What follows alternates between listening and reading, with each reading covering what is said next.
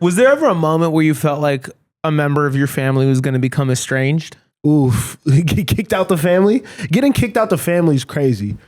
Like, what are things that are valid to kick someone out the family for? Like, you gotta, what would you, I can't even think of something that would make me want to excommunicate someone from my family. Like, what would they have to do for you to be like, nah, I'm not fucking with this family member no more? I can't imagine that type of life. Your cousin fucks your girl. Do you talk to that cousin? Whoa. I'm saying, if that scenario were to happen, could you still fuck with your cousin? What's the context? He fucked your girl. Yeah, you got a girl, your cousin fucked her. Your cousin fucked your girl. I feel like I gotta be more mad at her. Okay, but why is she doing that? So but are you mad at the cousin? But are you cool with your cousin? I mean, no. I can't be cool with him. Are you ever talking to him again? Probably, yeah. At Thanksgiving, you'd like... That's family. You'd pass him the turkey at Thanksgiving. Yeah, that's family. Family over everything. No beef. There would definitely be beef for a little bit of time, but like that's still family though. Like you said, that's why I asked for context. And I'm like, why did he do that? Got but it. really, why did she do that? Why did either of them do that? I'm a huge advocate of sometimes you gotta just fight this shit out. Like sometimes you need to punch your Like cousin. hands? Yeah, Yeah. sometimes you need to punch your cousin Bro, that's because he family. fucked your girl, and now we can be at Thanksgiving happy No. because you've been hit just like my girl was. So like, so it evens out. You know what I mean? Different context, not the same hitting. Oh, you know what I meant. You know what I meant. I know. You know what Trust I me, I meant. know. That's crazy. Yeah, no, I don't think I'm a beef with any of my family members like that. I hope not, at least. I hope not. But if I had to, like, I could be up with like whoever. Are a lot of people gonna make it into your 2026? Or you gonna? When do you do the 2026 cutoffs? You should be in the process right now. I feel like You should know your list. you should have your list prepared before December, and then spend December severing the ties. It's just like working out. Like anybody that's serious about health goals in the new year is starting them now. That's a fact. You know what I mean? If you're serious about it, you're getting your jogging. So come January 1, you're not starting your gym Exactly. membership, but you're hitting your stride. If you're cutting people off in the new year, you should already know who it is. You should already be distancing. And you should be looking for that inciting like event that's going to really make sure you guys aren't in each other's lives anymore. Yeah. Are you trying to gain connections though? Oh, so he's trying to gain some connections. I don't think he wants to lose any. You gonna find a wife in 2026? So many questions, man. I'm just talking now. Are you just talking? I feel like 2025. Okay, 2026 cutoff. Let me speak to that. Okay. That starts January 30th, 2025.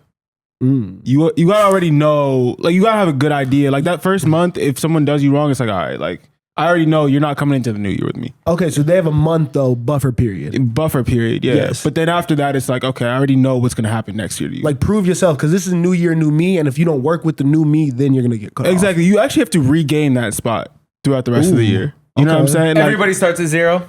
yeah, exactly. You know, and you have to like work your way back.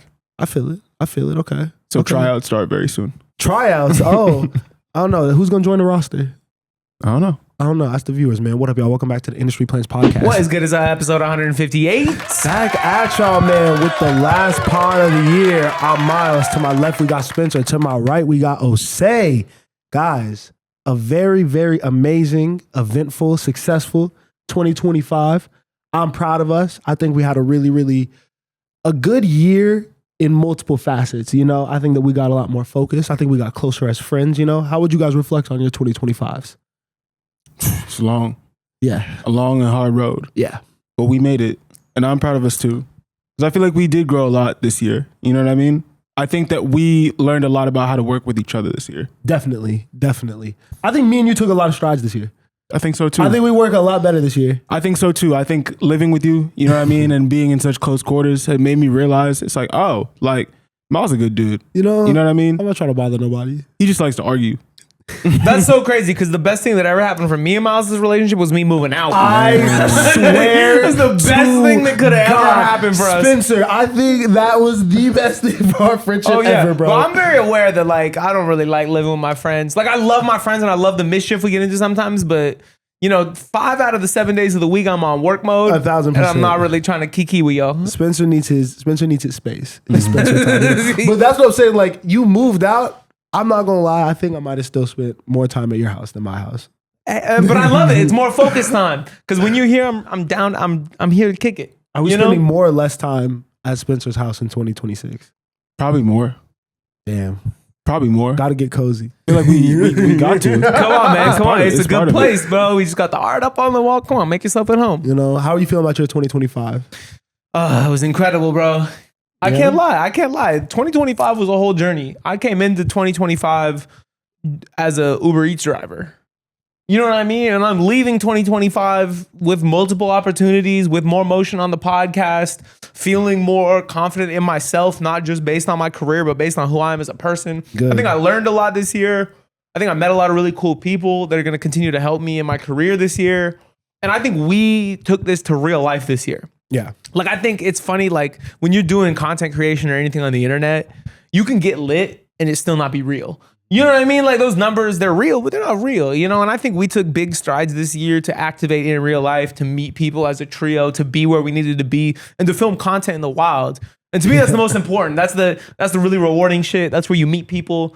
And so I really like that we took those steps this year. 100%. I think we're gonna just continue to bring the people more content, continue to innovate. I think that's the main thing. Growth, upward movement in the right direction too. You know, I think I'm gonna really adopt direction is more important than speed going forward. You know, I think that I've definitely learned that throughout the career, throughout building Stereo Vision. Like, you see so often people are rushing to get somewhere. We fantasize what we're gonna be when like all this shit is wrapped up, but you have to make sure that the process is right, that you're actually taking actionable steps to get there every day. You're not kind of blocking yourself from where you're supposed to be. So we'll continue to work. We'll continue to bring the people good content. I guess we're not doing an artist stock up, but I do think, shit, no stock up? you know what I'm saying? I think that the conversation is more so the best new artist thing.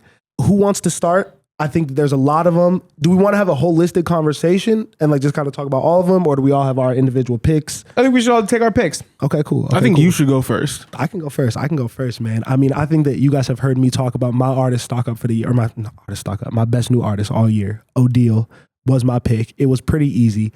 We talked about it because O'Deal has been dropping music for a long time, but I think last year in November when he dropped that Lustropolis album, there was Showbiz on there. What was the other one that went kind of crazy? He got a Summer Walker remix. You're Stuck?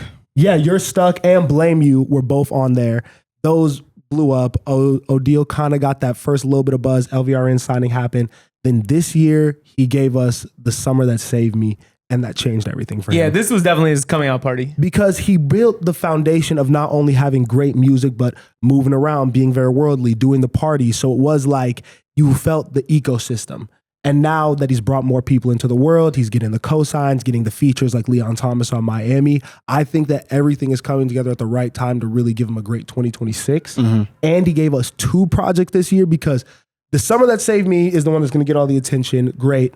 Then I think there was The Winter That Saved Us. Yeah. Was the follow-up The to Fall The That Fall That Saved Us. Saved Yes, Us. That's yes. fire. That's super fire. I did not love this at first. And I felt closer to the original. You know, when we were talking about Leon Thomas initially before Folks came out, like, does he need to come with more music? When I hear The Fall That Saved Us, I'm like, it's slower. It's not necessarily the feelings I want from O'Deal. Then third listen happened, and I'm like, oh no, this nigga was really talking, bro. I think the WizKid feature on there was a great person for him to align himself with. Again, just continually being very selective with the features, because there's only one on the entire project, but it was great. I love this one. It's a slow burn. 2 amazing projects from him. Great 2025 from O'Deal. Yeah, I gotta agree with you. And I wanted you to go first because I also want to speak about O'Deal. I feel like he is my, new artist of the year? Yeah, best new artist. Best new artist of the year. Yeah, I don't want to say too much more. I think the reason that I didn't include O'Deal on my best albums or best projects of the year was because I was super attached to that Lustropolis project. Yes. Like, for me, when he first came out, I feel like it was just a little bit more somber and more just like, you know, we talk about like the rod waves and all that. I think that the feeling and the sentiment was a little bit more somber and sad, and I like resonated with that. And then when The Summer That Saved Me came out, like I love the music. I just didn't like love it the same way. Yes. And I think that project and The Fall That Saved Us are great projects as well. And I think like someone that's been that consistent across the board has to be in my artist of the year or best new artist of the year list, because it's just like, he's just so consistent and has always putting out great music and different vibes too. I feel like he had a very somber project. He had like a summer slash project. And I guess The Fall That Saved Us was just a little bit more like slow, laid back. Yes. Like more like R&B vibes. I think you would like The Fall That Saved Us more. That feels closer to Lustropolis. and that's why I'm putting him here too, because I think that project, I'm not saying I like it more now, but I am saying I think it's going to grow on me a lot more. And with him too, his sound is so unique. Because I think, again, like I talk about this all the time, with the clout that he got from the first project, for the fall project, he could have ran and got all the big producers, did the whole thing. He kept it true, kept working with the right people. His pen is really underrated also. Like, he's talking about a lot of the traditional R&B shit. He can lean into the Brent Faiyaz bag that we talk about sonically, but from a subject matter standpoint, when he's talking about these relationships and these women and all this stuff, it is very articulate. He paints a very vivid picture, so shout out to him again. Yeah, no, Odile had a crazy year. I probably agree with y'all. Kind of wanted to pick him, but for the sake of being different, Yeah. I won't do the same thing because I think we all really enjoyed The Summer That Saved Me. Yeah. We all enjoyed his features throughout the year, and just kind of like the breath of fresh air that he brought to R&B with the genre fusion. But I'll say something different because I do believe this. Mm-hmm. My best new artist of 2025 is Sailor. To me, her album From Florida's Finest really came out of nowhere and was one of the most addicting projects I heard all year. I love the relationship she's cultivating with Summer Walker. Yeah. Seeing like Summer jump on the Pookie's Requiem single initially, and then her kind of repaying the favor and getting on Summer's recent album. I think that's like a perfect mentor for her, a perfect person for her to align with and continue to grow with. But overall, in the matter of 12 months, she has gone from somebody that I was not even familiar with at all to one of my favorite R&B acts. Yeah. In November last year is when we got Pookie's Requiem, and then we got Live Will You Lie. Yeah. Quickly after that, Sincerity, That was the one. Down Bad. Like, those singles are all fucking slaps. And she didn't like empty the clip because on the album it was Soft Girl Summer, it was Girls Girl, it was all the shit I talked about in the album of the year video. So make sure to watch that. But all in all, it was really hard to miss Sailor this year. Like, I think she kind of filled that like really sticky, addictive, down the middle R&B, but with hip hop elements Yes. that was a little bit missing. It's very SZA, it very was Summer fun Walker. R&B. It's very fun. It's hurt. It's like, fuck my old man. You know what I mean? Like, Soft Girl Summer, like, fuck you. Like, I don't know. It's like, it's cool. It's fun. It sounds great. She was in with great producers. I love the whole vibe she's going for and the whole brand she's building.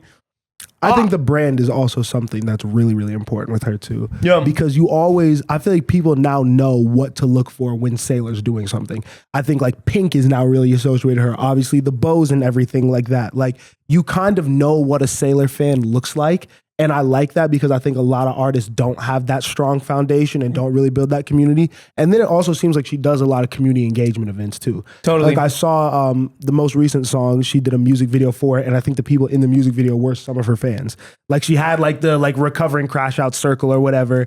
And I think that she's going to continue to do creative things in this space that are really going to give her opportunities to let the music shine. Totally. And I think she speaks so well to Gen Z. Yeah. Like, I think the R&B girls always have, but specifically Sailor, since she's younger, she can really speak to people our age and younger than us in a way that is never corny. Yeah. You know what I mean? That's what I was really thinking about from seeing like the way she utilizes social media and like the memes she posts and the way she leans into that. Brain rot content. Brain rot, like the Animorphs album cover, like a call to like our childhood.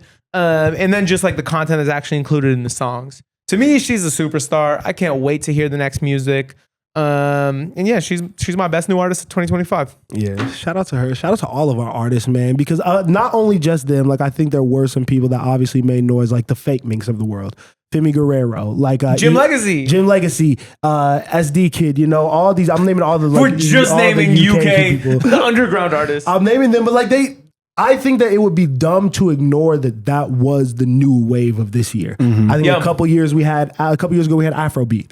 And it seemed like every Afrobeat artist that was popping up was going crazy. Now the UK underground seems to just have an energy that everyone wants to get a part of. I'm gonna be intrigued to see how long it lasts. Yeah. And if they're able to parlay that into superstardom. To me, like we've kind of touched on in the last couple of videos, Jim seems like the one who's gonna carry that baton. But shit, I don't know. Fake Mink had a pretty crazy performance at Flog Gnaw. It seems like people are excited for him too. Yeah, and I'll touch on a different scene briefly and mention a couple artists that didn't make the list, but I wanted to. Like the indie rock revival scene is very alive and well with what Geese is doing and what Turnstile is doing. I think they're really bringing this music to a new audience right now. And so for best new artist, I want to shout out a girl band called Wednesday that released a really incredible project this year that's making a lot of noise in that scene, as well as Racing Mount Pleasant. I talk a lot about Racing Mount Pleasant in our album of the year video, so make sure to tap in with that. But overall, just two bands that are kind of rethinking the sound of indie rock and released just honestly like really tight, cohesive projects that if you're a fan of the new Geese record or of the new Turnstile record, you should definitely listen to. Yeah, and Isaiah Huron, and listen to Nyonte and El Cousteau. There's a lot of good artists. Now, we got the Young Bulls. Gave them their shout outs, gave them their flowers. But we do have to talk about the big dogs as well. Of course. Who was you guys' MVP of 2025? Damn, I took this a different way. Okay. I didn't take this the artist way. It don't matter. It don't matter. It don't matter. Who's your MVP? My MVP of 2025 is Big Bank. All right, bro. I think Big Bank had an amazing 2025. Oh, this is why we need to have the pre-production talk. That's really my MVP. You're gonna make me say things about Big Bang and get mad at me when I disrespect Big Bang. Again, you're gonna disrespect Big Bang for a second time this year. I'm not gonna disrespect Big Bang. You're not good in Atlanta, bro. Shout out to you, Mr. Bank. The whitest teeth I've ever seen on an individual in my entire life.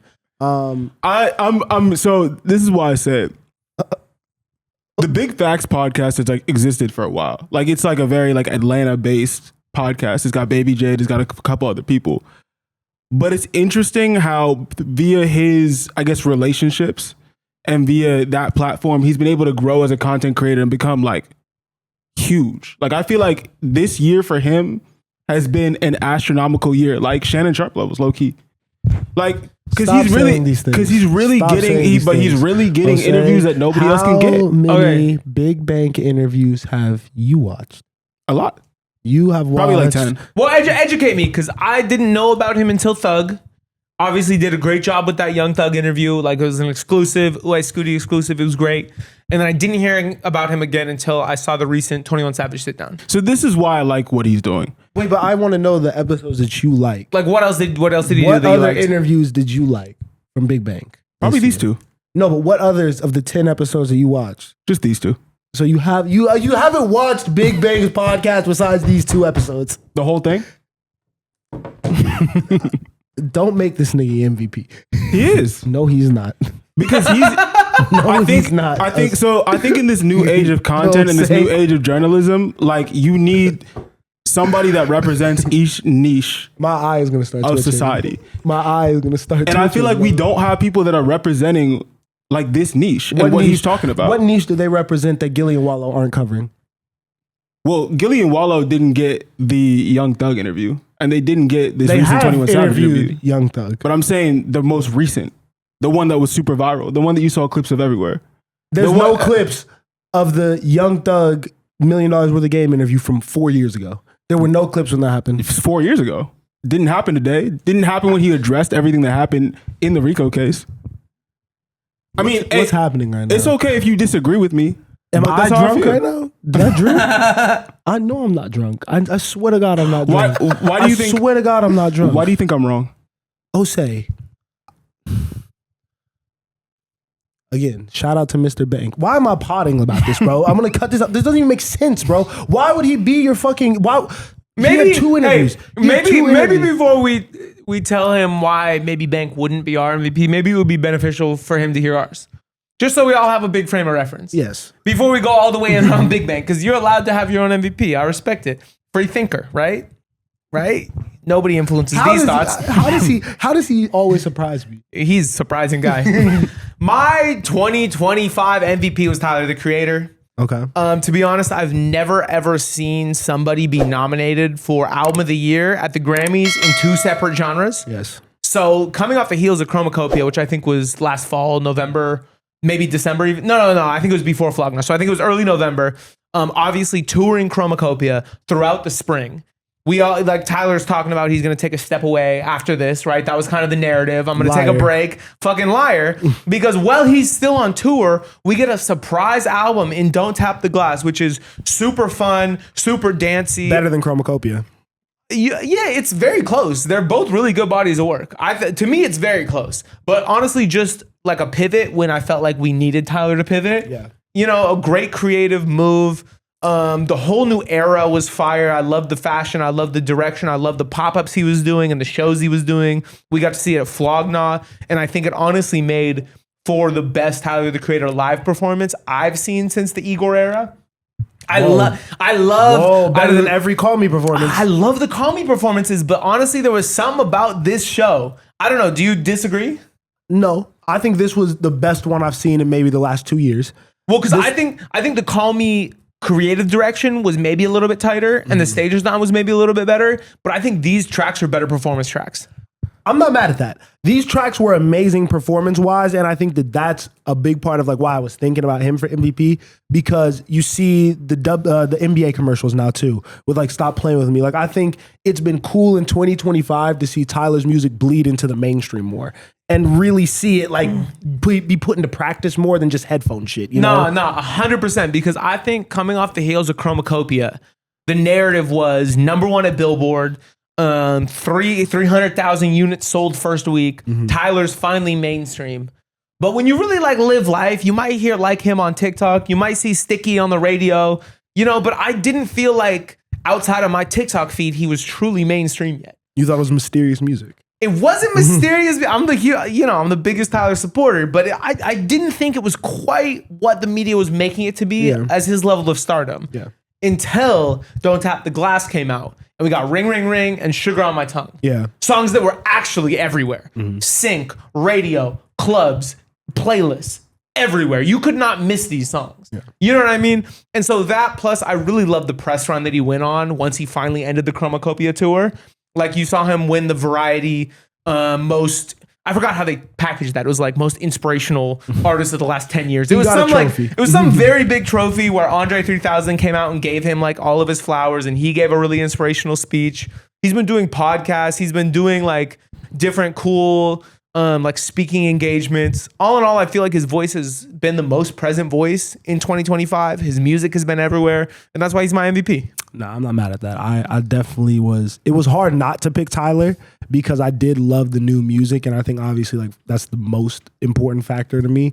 But seeing obviously like the Marty Supreme stuff was like the perfect ending to everything. And I didn't even mention these breaking into a major film, bro. Like this nigga standing next to Timothée Chalamet, who would be another like, you know, I thought if you were gonna go off script and not do an artist, maybe it'd be Timothée Chalamet or someone like that, you know. But I love to see Tyler in his acting bag. Shout out to him. My 2025 MVP, I think there's only one right answer. Bad Bunny. The album was the greatest. We have the Super Bowl performance. The whole tour and the conversation around the tour, the fact that he was stepping out on political stuff, it seems like he has only built on his superstardom, which was already out of this world. He's making all the right moves at the peak of his powers.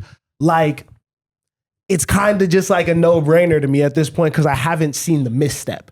It's very rare that someone of his stature doesn't have someone trying to come for him for something. Everyone seems to be on the same page that this nigga is putting out fire music, saying the right things, motivated by the right things. It's the easy choice for me. I don't know. Do you disagree? Did you think about it at all? Were you on the Bad Bunny train or no? I mean, yeah. I mean, I think that's a great answer. I think when you have like the MAGA movement coming for your head, like you've done 100 things right. If you've made them niggas mad, you did it right. You did it right. You know what I mean? You know what I mean? Because not only is he making bangers, but he's making like a really fire political statement. There's been the Puerto Rico residency, which is like obviously like a legendary run of shows. You mentioned the Super Bowl. I've played the music all year. Ballet in Vonala. You almost had it. I thought you was going to get it. I thought this nigga was going to get it. You said it mad confident. I practiced it too. The third track on the album was my most played song of the year. So like it's really easy to put on. Yeah, I think Bad Bunny's a great answer. Yeah, it was. I like him doing it, or Clips. Clips was also one that I thought about too. I know that they're not. I don't think that they were someone who I really thought I was going to really pick for this, but I'm like, you have to include them in the conversation. Yeah, if we're talking like rap MVP, they're there. Well, rap MVP, I don't think there's a question. Like, I think that they kind of run away with that title. Well, because you're not including Tyler in that, you think it transcends? Maybe that's also a. I know. It's different. What's when you talk down? That wasn't the right word. Transcends isn't the right word. It's different with what they did because I feel like what Pusha T and Malice represented is like the essence and the core of hip hop. So while Tyler is doing all of this crazy Innovating. shit. He's not existing without Clips, and I think he would acknowledge Oh, that. facts. You Yeah. know, so I think it was really important that they did the Flognaws, did all the live performances, did obviously what I love to talk about with the Vatican and all that, and they're probably going to win the Grammy, I hope. Yeah, and, So- they've been everywhere. I felt like I was the last person that didn't see a Clips live show. You know what I Until mean? Vlogna. Like, they were doing, like, corporate parties. They were doing, like, private events. They were doing their whole tour. Like, they were everywhere. I gotta give them a shout out. Yeah, it was definitely a very traditional rollout. Like Yes. they hit every single like box check mark. I don't Yes. really know. Yeah. Yeah. They were doing everything. Plus the cause rollout. That's And just not, crazy. not many niggas are checking all those boxes. I think it almost became cool to do too much and like ignore the obvious layups in terms of marketing, getting your name out there and talking about your project. It's okay to hit the press outlet. It's okay to hit the press outlets if you give a good interview.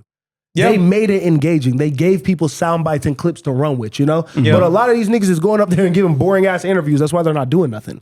So shout out to them. You know, I always got to talk about them a little bit. For the best new rapper thing, I did think that was kind of interesting, but Wait. I do Oh. give you permission to circle back to Bank at this point. Now that we've all Oh, talked about it, do you yeah. say do you I still was gonna move on. stand on that? Still your MVP? Damn. Standing next to Big Money and Tyler the Creator. Damn. Well, I kind of meant in a different lane. But if we're doing artists, let me think. I feel like Clips was the one. yeah. I want to do Rod Wave, but he didn't drop a project. But he did have that Sinners track. He did have a movie All right, track. move and that us was through. great. Move us out of this. Get us to the next I segment. can't pick Big Bank. I'm gonna pick Rod Wave for my 2025 MVP. Please take us to the next segment. Big fucking bank, I say. All right. Speaking of, I guess no. Go journalist. All right. We can get negative for a second though. While we're talking about great things in 2025, I think that we saw some negativity, some bad things. I do want to talk a little bit about some things that we want to leave this year. Now, I want to have a holistic conversation about this too. It could be people, it could be trends, songs, artists, or mindsets even. Things that you feel like you saw, you acted in, you could have participated in, that you no longer want to do, that you think society as a whole, the music community, the industry needs to leave behind. You know, as a hating ass nigga, this was a pretty easy list for me. It was hard for me to really keep it into one lane. I have a lot of different ones. We could run down lists. We could go back and forth. Do you guys have anything at the top of the mind that really just pissed you off this year? That you're like, I don't want to see no more? I wouldn't say pissed off, but like in terms of like leaving behind, I do have a small list that I'd like to share. Go. Okay. I do need to read it though, just to make sure I don't forget. Okay. I need you to elaborate on each one though. Oh, on each one? Well, I'm going to say it all first Okay, and then I'll okay, elaborate. For things I want to leave behind in 2025, Jack Harlow, no. Ian, The white man. Vlad TV, No. Another one. There's a theme. There's a theme. Adam 22, God. the Marty Supreme version of Timothy Chalamet. No! Am I gonna be on this list? Let's No, go. I don't think so. Am I gonna be on this list? No. Rory, Rory! No, I'm on this list. Chet Hanks, Chet Hanks is fire. We could take him into 2026. Chet I like Hanks is fire. and Yes Jules. Ooh. Oh. We could leave Yes Jules in 2025. We could definitely leave Yes Jules in 2025. Daniel Caesar? We could leave Rory in 2020. Nah. Is Rory's hip hop? We talked about it off mics. I need the people to comment on this. Who's more hip hop, Rory or Vlad TV? It's a great question. Or Spencer? Or me. Well, What? Rory's more hip hop. Rory and Vlad are more hip hop than you. But you're a better white man. Hey man, all I am is Spencer. Spencer never wanted to be hip hop. All I am is Spencer. I like what I like. I engage with what I like. I'm never trying to be nothing besides myself. So you want to leave white people in hip hop in 2025? No, it's just those people specifically. Okay, but the other white people are good. Yeah, everyone I didn't mention on this list is good. I Like just me don't, and Parks. Yeah, I don't know much about Parks. I think if I look into him, you know, He'd probably leave him too. Jeremy Heck. But I think realistically, what I want to leave behind is just, you know what I'm saying? Like, we just don't need these people anymore. I think You know what I'm saying? They contributed what they contributed. It was fun while it lasted. It was fun, neat, but it's over. It was fun, neat. It's over. Damn. Okay, so just talk about Rory and Maul. Does Maul need to go on his own with Damaris? I think Maul got to go too. We could leave. Hey, Maul gotta go let's too, leave bro. the Rory and Maul podcast in 2025. I don't think that they're making great content. Do we need you guys right? I'm sorry. And this is no beef, because I think you guys contributed to getting me into this, They had their moment. Shout out to them. They made their money off it, but Rory, go be a producer. You made some music. Go get into that. Maul, I think you're associated with Rock Nation somehow. I'm sure he has a bag out there. Damaris, I think you could be a good podcast host elsewhere. Damaris is hilarious. I think Damaris is the best one. Damaris, you the strongest one on the podcast. Oh, damn. Can we talk? Rory supported us. Did he? Remember? He liked it. He liked the tweet. Hey, He liked to tweet. There's That's no a- beef, Rory, but they got you, man. They got you. We might have to pack you up. Vlad, Hey, for what it's worth, I don't think you said it. I know you said it. I know you said it. I don't think you said it. There's not a doubt in my mind you said it. Adam 22, I'm pretty good with your list. I like your list. But why do you, Timothy? But like, Save him. I don't like I think to leave somebody somewhere, they have to be like with you. You know what I mean? Like you have to be like, Okay. is Adam 22 on your radar? Are you watching his porn?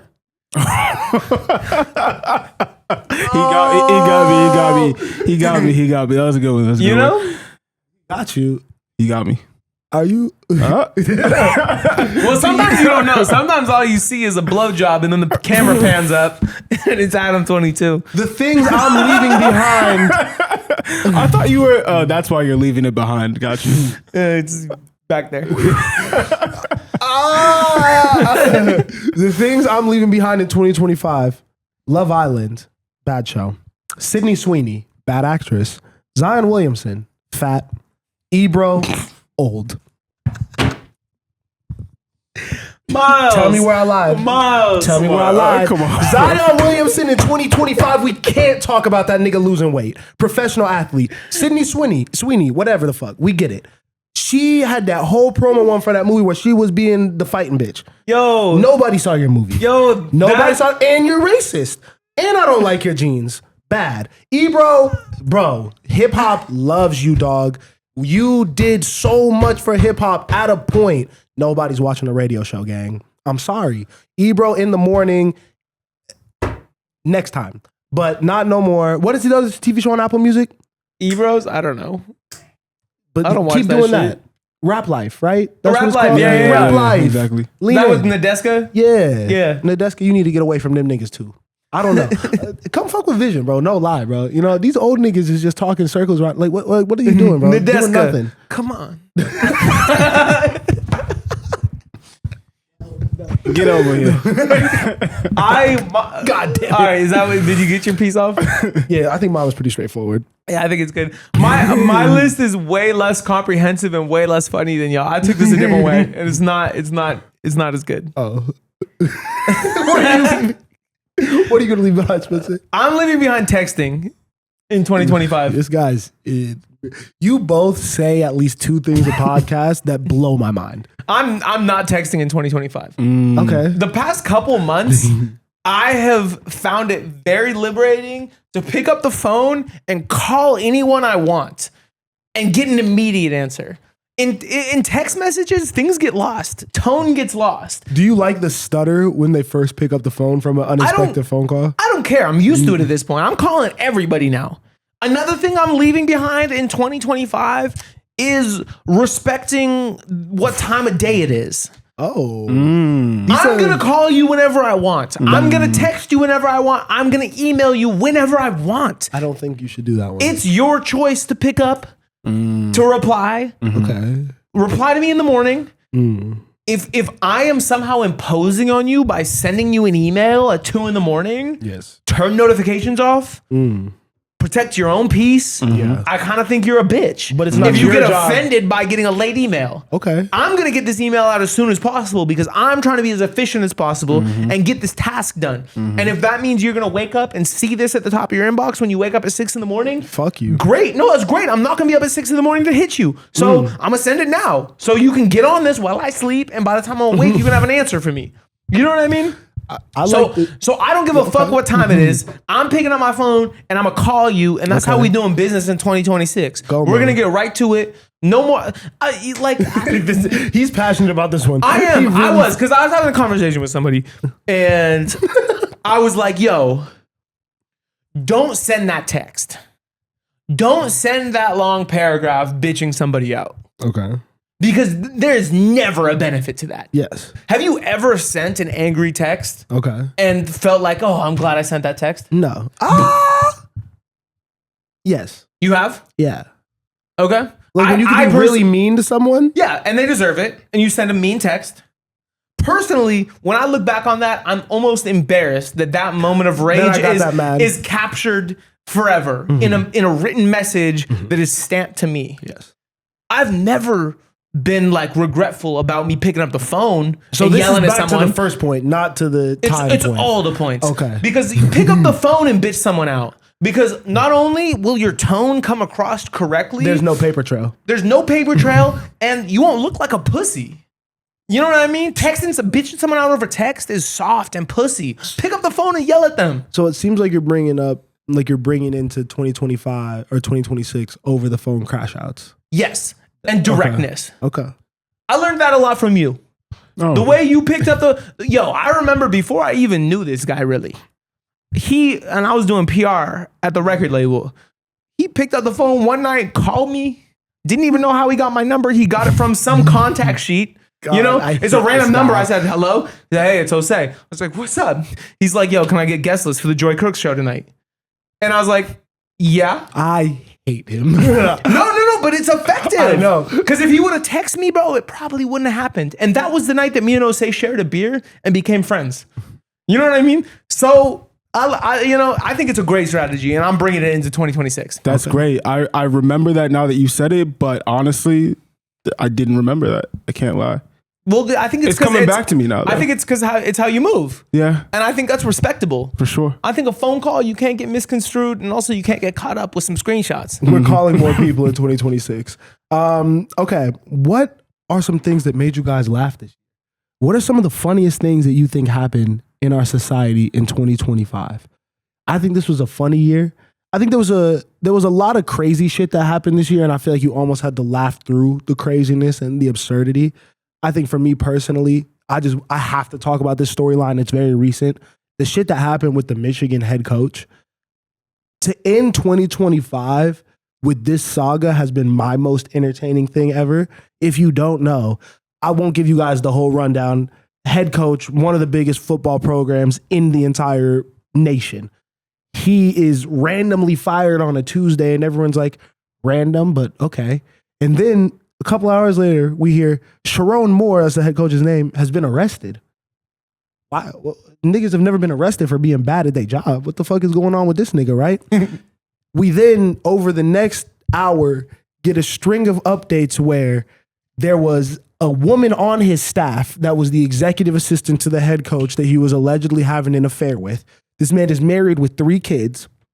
His wife finds out about the affair when we all do on Twitter. There then is screenshots of her salary from last year to this year being doubled for no reason. I think he has a collaboration with like a local sandwich shop at Michigan. She has a sandwich named after her. No, it's a pizza shop. She's a pizza named after her. And then obviously the wife finds out about this, gets mad. He then runs out the house, goes to the assistant's house, gets a knife, says, I'm going to kill myself, but first I'm going to kill you. Yeah. Fire line. No. Oh, my bad. My fault. And yeah, now he's in jail and no longer the coach of Michigan. I don't know about you guys, but that seems like the only way that we could really end off this year to me from a storyline standpoint. I mean, it's a perfect amount of drama. Obviously, besides the domestic violence. Terrible. You know what I'm saying? That's terrible. But That's really bad. Yeah. Don't do that. But it is really funny. Bro, sports have mattered this year. There's been cheating stories this year. There's been murder stories this year. This was all of it in one. All in one. Perfect one to wrap up the year for me. You know what I mean? Do you guys have any other ones? Yeah, I liked when Katy Perry went to space. That was hilarious. That was a really funny week on Twitter. It was like all those women went like 20 feet into space. Oh, And you then think it really went to space? I think they went like 20 feet up. I don't think they went to space. I think they went like just up a little bit and then came down. I think they went above the clouds and then it was like green screen me up. You think above the clouds they were using a green screen? I think that was all fake. I don't think none of that was real, bro. Dog, how high do you think you need to get above the clouds to look like space? I don't think she went to space, bro. I'm sorry. Well, where does space start? At the atmosphere? I don't know. I've never been to space. So But did you see when she revealed her album track list in space? That was funny. that was funny. Regardless, she didn't go that high. And they used a lot of, I remember everyone was mad about how much like fuel it takes to like power a rocket and like how performative it was and how they thought they were really like standing for women's rights. And like, yeah, like we can go to space too. I think women have been to space before. They have, yeah, Sally Ride. So why did they need... I don't know. That's why the whole thing was funny. Hey, man. I think it was more like working women. Oh, we're working women, but we can also go to space.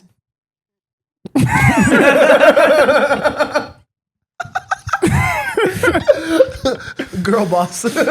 Girl boss. Girl boss in space. Yeah, I don't know. I love that storyline. I like Zoran Mamdani. Yeah, I was gonna say like I don't know if that's the one for me, but I feel like his campaign going from somebody that was pretty much like insignificant in the race to winning just via like an amazing social media campaign and seeing him on all the platforms from him at a Pink Panthers concert to him like DJing on the street to him doing the street interviews. That was a really entertaining campaign. Yeah. I can't Y'all lie. are tripping for putting him in the funniest category. He's No, it's an not- MVP category. He's an MVP candidate for this year. See, I'll give you that. Niggas be on dick for Zoran so bad, bro. Well, because he has a policy I'll actually stand behind, unlike any other politician. I think Zoran Mamdani does cocaine. And that's why he has so much What's wrong with energy. that? I didn't say there was anything wrong with it. Just said that's You part- insinuated there was something wrong with it. I think it's why he's funny. Also, I remember you watching a certain professional do cocaine and then immediately discrediting their professionality. I think you have. Oh my god! I think you have a problem with cocaine use. I think if you do cocaine in front of me, I am allowed to respect you less. I also don't like cocaine. I do not stand next to Me cocaine. neither. Me neither. Don't do coke in front of me, or I will disrespect you, or maybe ask you for a line.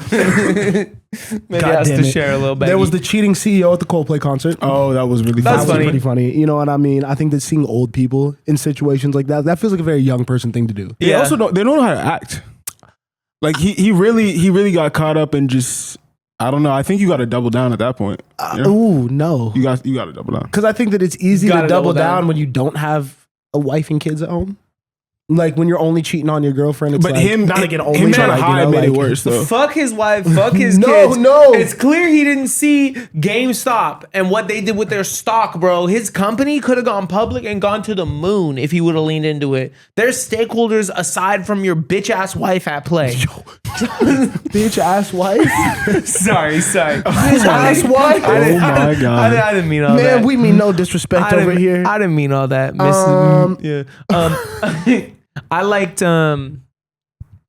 Ashton Hall. Ooh, we could leave Ashton Hall in 2025. No. We do not. Did even you take see his Ashton Hall. recent skit?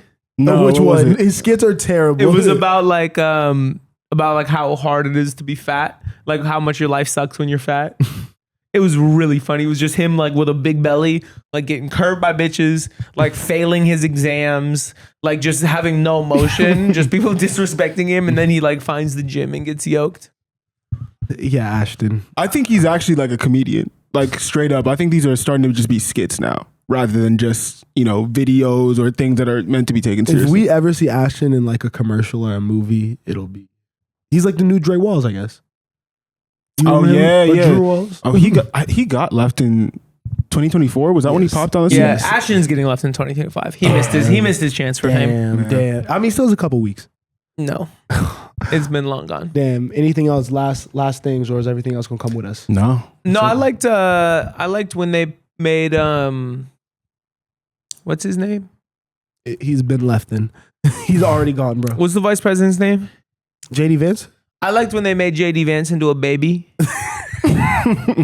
I am going to leave lying about your album release date in 2020. Wait, did we double back to what we're leaving, or are we on funniest trends? No, what? Are we still not on? What? We just talked about we're leaving. I know. I thought we moved on to funniest trends. I thought we already talked about. Did we already talk about? I thought we Yeah. did funniest trends before. When are we leaving? No. We did. What Are We Leaving? And then we did Funniest Trends. You are Oh my drunk. God. I'll tell you some more things I thought were funny. Maybe. Oh my God. Are you serious? Yeah. I wanted to leave that. Damn. Am I forgot about allowed to say that Charlie Kirk was one of the funniest things that happened this year? My bad. Not funny. Not funny. Not funny. Not funny.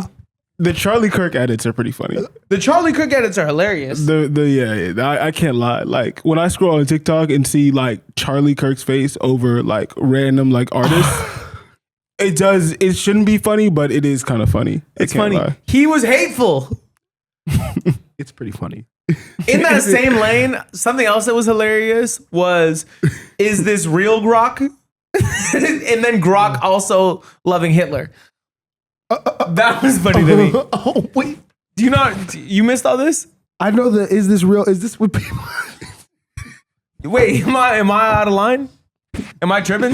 I don't know what you're talking about with that one. Can you explain? Because I Yeah, see people so- ask Grok things. Yeah, right, so on so Twitter. I think it became a meme like, yo, like, is this real Grok? And that would just be like the meme dropped under any like tweet that was like anything. Right. Just like, Grok, explain this to me. And I think it became a symbol for people's dependency upon AI in 2025. Got it. And so that was funny to me. But then somebody asked Grok a question, and basically his answer came out, and he was very like pro Hitler. You don't remember this? No. And What did I just hear in my Elon, headphones? Oh, no. I was like, oh, what? Elon caught a lot of flack for this about like, yo, you designed your AI, like you already have these anti-Semitic tendencies, and you're standing next to Kanye, who like loves Hitler. And now your AI is like praising Hitler, and like no, it wasn't like praising Hitler, but it was like, yo, I kind of see where you're coming from. It's like, yeah, I kind of see what bro was doing. Like it make a little bit of sense. No. No, this happened. I'm not saying none of this is from me. This was something that was funny that happened. And basically, Elon caught a lot of flack. Where did this go? This was like 6 months ago. Grok was pro Hitler, and then they nerfed Grok. They basically went back to the lab and made a new version of Grok that would not say anti-Semitic things. And Elon just kind of kept moving. So we're leaving Grok, and we're not leaving it. It's just funny. I just thought the whole storyline was funny. Just because Elon was next to Kanye and then his AI liked Hitler, it's like, Oh no! are we getting demonetized? Did I say Hitler too many You times? said it 7 times, bro. Nothing beats a Jet 2 holiday. Okay. Oh, I like that one. That's a funny one. That was a good fun. meme. We can take that with us into 2026. Yo, why are you so hung up on this segment? We are past that. Oh, damn it. We are in the funny moments. Damn it! I'm just trying to take things with me next year. Fair. All right. What albums are you guys anticipating next year? Honestly, bro, just the Drake album. That's all we need. We need Iceman. I was struggling. We need Iceman. Yeah, Drake that's- dropped the album. I actually hope he drops it this year. I thought like he might do like a Christmas drop, like Iceman. You know what I mean? Or like maybe even like New Year's Eve. That'd be Iceman. fire. I'd like that. Just drop it, bro. Niggas. Bro, we need you. We need you. We need Drake. Am I the only one not afraid to say it? We need Drake in the game, bro. Please, like, bro, realistically, Drake drops right now. He's he's definitely getting a number one album. He's definitely getting a number one song too. Drake is necessary in rap. We do need Drake. Drake Yes. is necessary in music. And I think that we all understand that after going through this whole year, trying to act like we didn't need him and trying to act like him being absent wasn't a big hit on the music that we were getting. Drake has consistently given us hits for years. He obviously is one of the biggest artists in the game. He has earned the right to be a fixture at the top of the charts, everything. And the fact that he hasn't done that, I don't know if that's more of a reflection on us or him, though. Because has the music that he's been putting out deserved to be at the top of the charts? So there were a few. Oh, wait, the music he's put out, or like The music Iceman? that he gave us around Iceman, which he's been pushing basically this whole year, So- has it been up to par with the other music that he's put out, and does it deserve to be? There have been a few songs that I have enjoyed. I don't think it's been as consistent as Drake was on that run that we always talk about that he went on.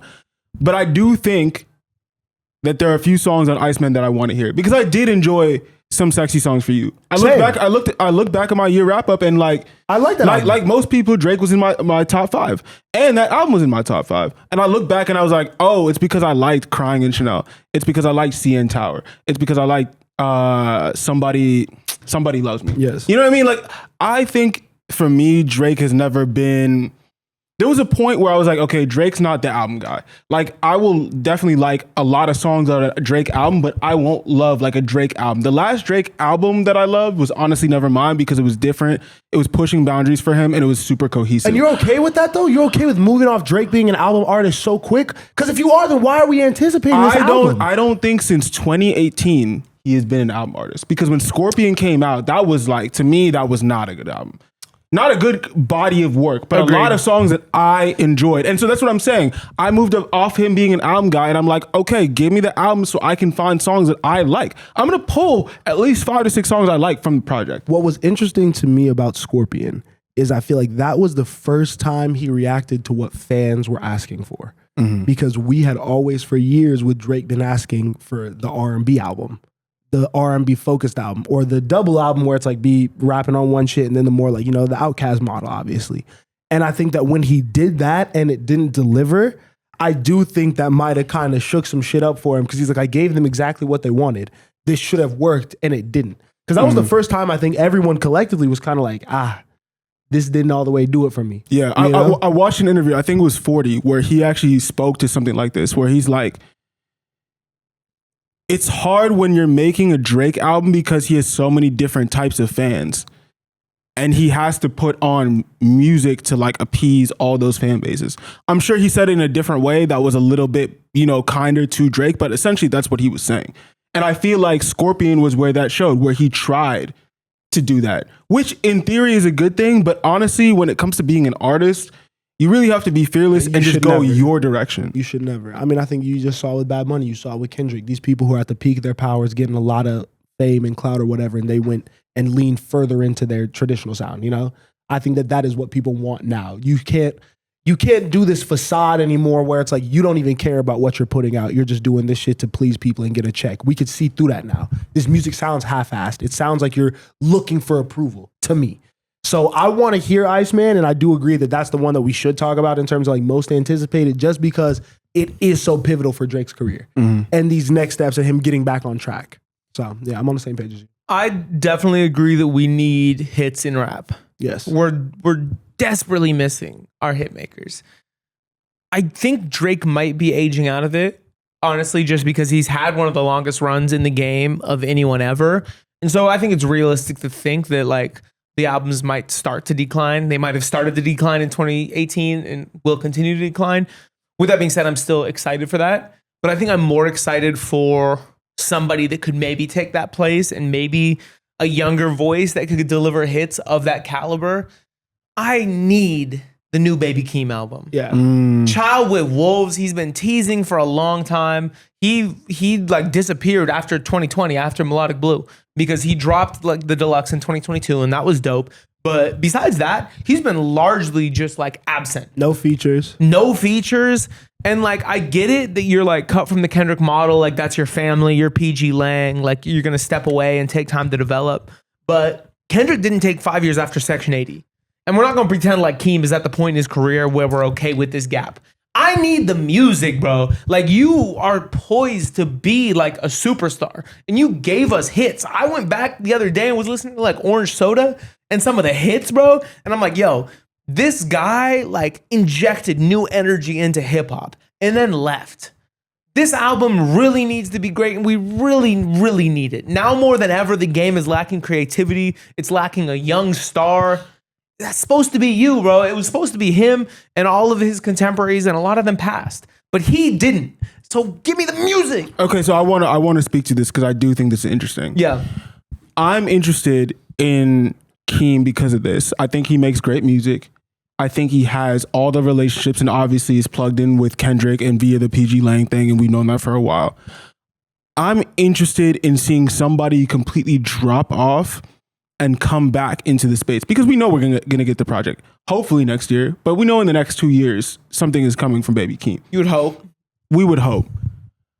But with the way everything works now, I don't know if you can just leave your fans absent. Even if you drop the best body of work, even if you have the best rollout, you can't drop it cold. He definitely can't You can't drop cold. And I'm interested to see what their strategy is in terms of the rollout. to heat him back up and make sure that he's in everybody's face. The singles have to be great.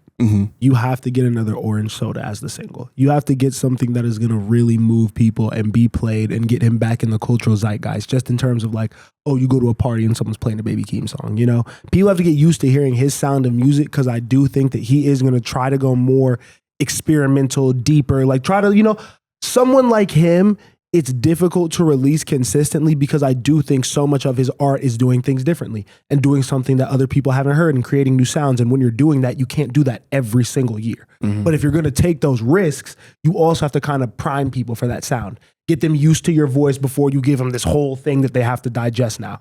So I do believe in Keem. I think that if it's not Tyler, or well, I mean, not Tyler, Drake has given us a title. Drake has given us something that we know we can look forward to. Keem is someone who's been teasing a little bit. I want a concrete date, or at least just like, I feel like I have no idea what he's done. Yeah. He does feel so detached from everything going on in the game right now. He's cold. Even more than Kendrick, which is crazy. Yeah, what I want from Keem is I want February, crazy single. March, another crazy single. April and May, give me 3 dates in major markets, live shows, small venues. At each show, you're doing a different unreleased song off your album. Let's get hype floating around, unreleased live versions, concert videos. You have 2 singles that are going crazy, heating you up. Boom. At one of the shows, announce your album, press run, give us the album, start a summer, make it vibey, make it summer music, and then go on a stupidest press run once the album comes out. I'm excited for a Future album next year too. Oh, I we want didn't Future get one music. this year, did we? It was quiet this year for him. I definitely want to hear him come back to the game. I think that that's going to be super important. Shout out to Q, man. He's dropping an album next year. He's been teasing it a little bit. That shit's going to be insane. Other than that, I feel like we got a lot of music from like the big artists this year. Don Toliver. The Don Toliver project is something I also need. We got that pretty recently. He dropped Tiramisu, and he's prepping to put something out. Yeah. that Right, I'm but excited for. Tiramisu wasn't even that recent. Yeah. I did think he was going to follow up with something right after, but yeah, it didn't happen. Man, I need a new Isaiah Rashad album. We got The House is Burning I'm up behind saying, us. bro. I really need a new Isaiah Rashad Rashad album. been ducked off, bro, because that's like, he had been so consistent. He was dropping all throughout high school and college. Like, I'm like, that was really my favorite rapper, bro. This nigga's been silent for 4 years, 5 years. Okay. He wants to leave him in 2025. I am interested in the Jack Harlow album. I'm sorry, just to see what's gonna happen. Really? I have to know what it's gonna sound like. I have to know what they're gonna do with this guy. I think that there was a lot of money put behind Jack Harlow, and those people want to see a return on investment. It's similar to the Cardi B thing to me. Obviously, not the same scale, not the same amount of money, all that, but like, there is an investment in Jack Harlow, and someone wants to see his success. What does the music sound like? Why did he drop all those singles and then nothing happened? Like, it seems like he was gearing up to drop, nothing worked, and then he just completely ducked off. Roddy Ricch, similar type of situation, more so even. I feel like the Navy Blue album, we've all seen the meme. That shit was teased 50 billion times. When are we getting that shit? Yeah, I'm excited for the Navy album. The Navy album. Is it gonna come out? I'm excited for that. I don't think I care about the new Jack Harlow album personally.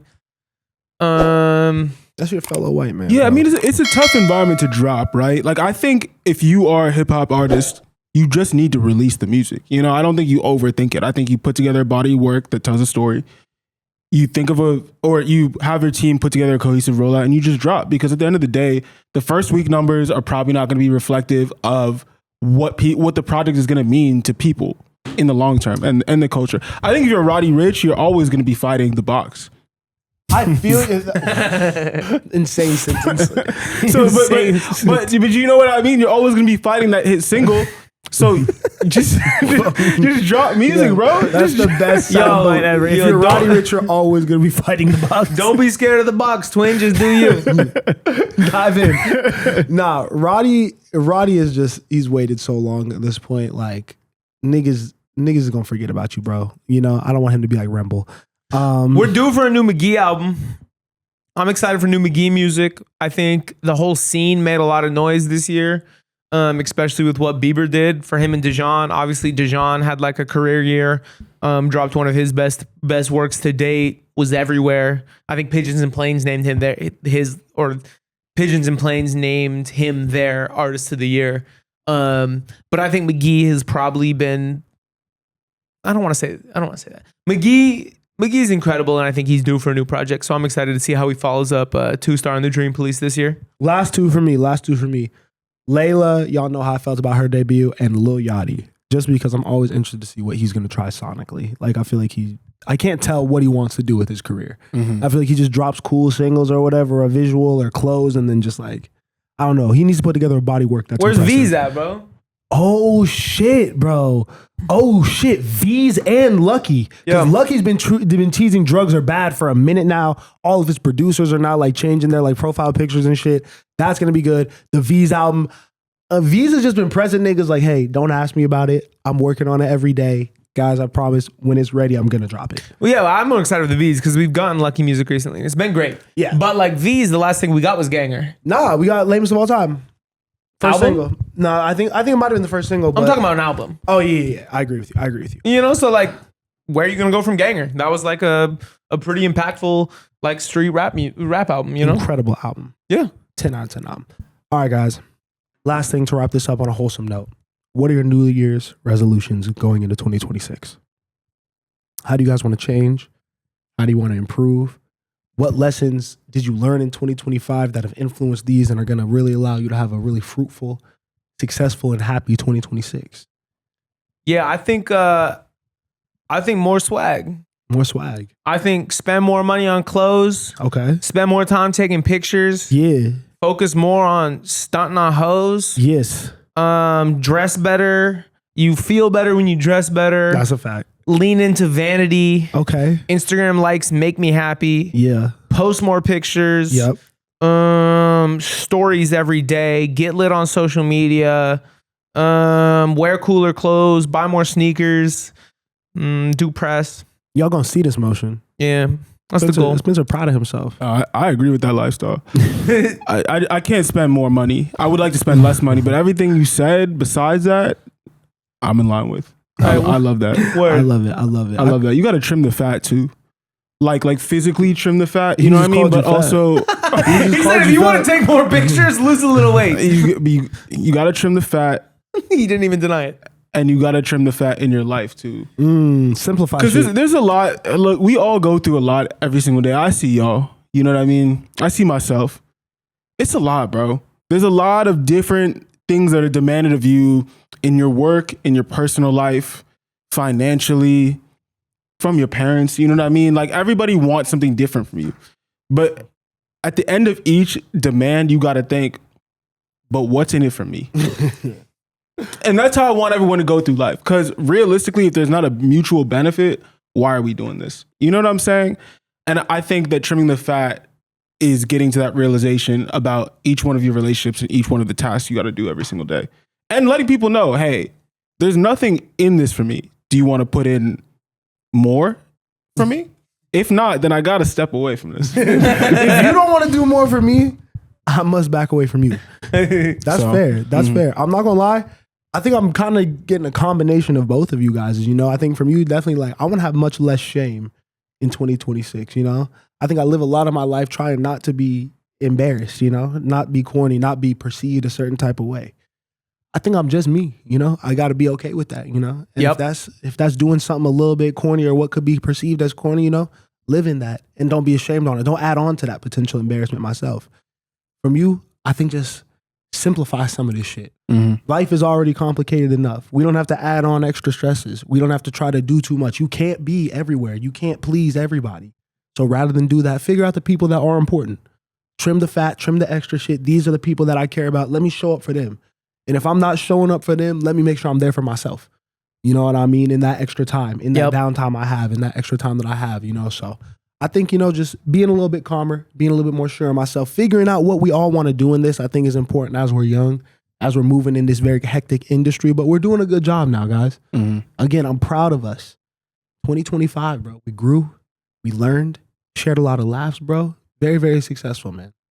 Trying to see 1 million subscribers in 2026. You know what I'm saying? You know what I'm saying? Hey. We definitely want y'all to leave some of your resolutions down below, man. If you have a favorite moment of us from the year, an episode that made you laugh, a reaction that you enjoyed, man, let us know in the comment section below. But we'll have to catch you guys now in 2026. Yes, sir. Gotta get up out of here, man. Like, share, comment, subscribe. Tell a friend to tell a friend. And we'll catch y'all next time, man.